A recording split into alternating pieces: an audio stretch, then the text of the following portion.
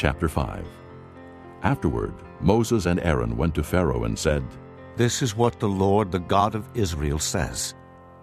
Let my people go, so that they may hold a festival to me in the desert. Pharaoh said, Who is the Lord that I should obey him and let Israel go?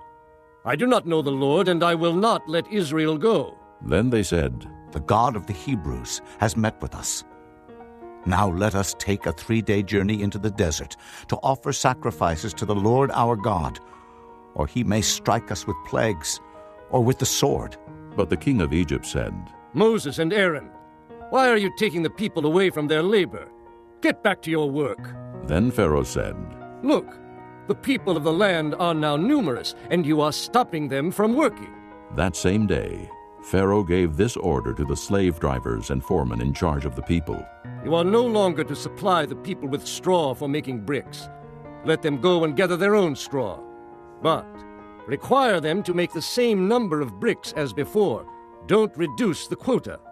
They are lazy. That is why they are crying out, Let us go and sacrifice to our God.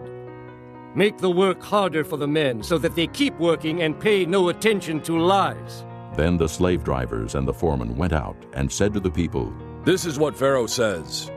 I will not give you any more straw. Go and get your own straw wherever you can find it. But your work will not be reduced at all. So the people scattered all over Egypt to gather stubble to use for straw. The slave drivers kept pressing them, saying, Complete the work required of you for each day, just as when you had straw. The Israelite foremen, appointed by Pharaoh's slave drivers, were beaten and were asked, Why didn't you meet your quota of bricks yesterday or today as before? Then the Israelite foreman went and appealed to Pharaoh. Why have you treated your servants this way? Your servants are given no straw, yet we are told make bricks. Your servants are being beaten, but the fault is with your own people. Pharaoh said, Lazy, that's what you are. Lazy. That is why you keep saying, Let us go and sacrifice to the Lord. Now get to work. You will not be given any straw, yet you must produce your full quota of bricks. The Israelite foremen realized they were in trouble when they were told, You are not to reduce the number of bricks required of you for each day. When they left Pharaoh, they found Moses and Aaron waiting to meet them, and they said, May the Lord look upon you and judge you. You have made us a stench to Pharaoh and his officials and have put a sword in their hand to kill us. Moses returned to the Lord and said, O Lord, why have you brought trouble upon this people?